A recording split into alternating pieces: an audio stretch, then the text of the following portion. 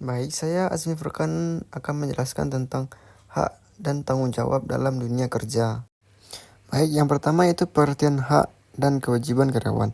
Hak karyawan adalah segala bentuk manfaat, perlindungan dan penghargaan yang sah dan adil diperoleh oleh seorang pekerja dari pemberian kerja sebagai imbalan atas pekerjaan atau jasa yang diberikan.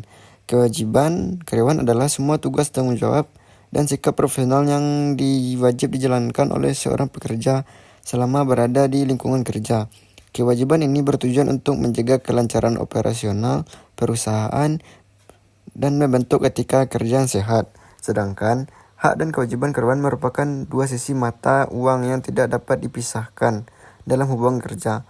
Menurut Undang-Undang Nomor 13 Tahun 2003 tentang Ketenagakerjaan, hak adalah suatu yang dimiliki oleh pekerja atau buruh yang harus dipenuhi oleh pengusaha.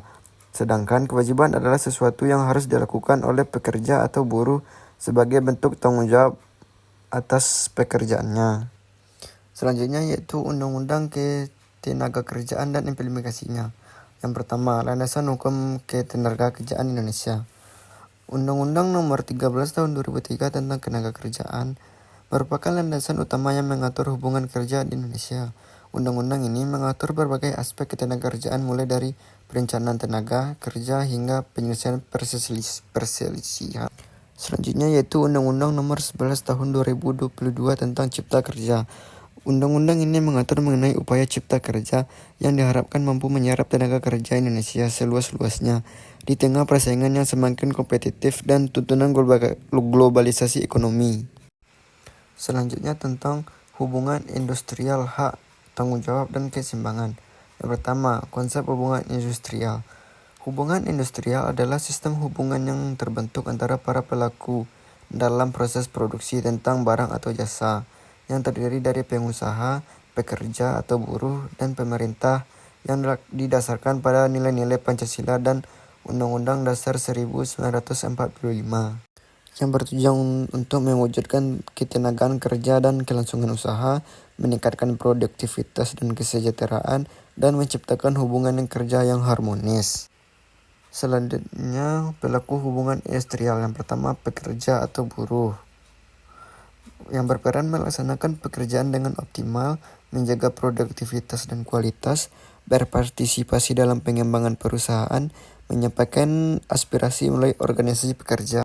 Selanjutnya, bagi pengusaha, berperan untuk menyediakan lapangan kerja, memberikan upah dan kesejahteraan, menciptakan kondisi kerja yang kondusif, dan meningkatkan produktivitas perusahaan. Selanjutnya, pemerintah berperan sebagai regulator dan mediator, menetapkan kebijakan ketenagakerjaan, melakukan pengawasan ketenagakerjaan, dan menyelesaikan perselisihan hubungan industrial. Baik, yang terakhir yaitu keseimbangan. Keseimbangan dalam hubungan industrial merupakan kunci keberhasilan dalam menciptakan iklim kerja yang harmonis dan produktif.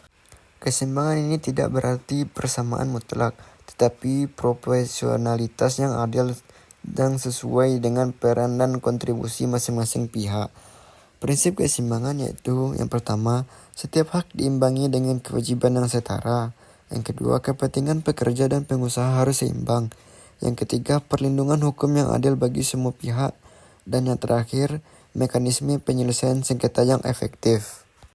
Sekian materi yang dapat saya sampaikan. Terima kasih.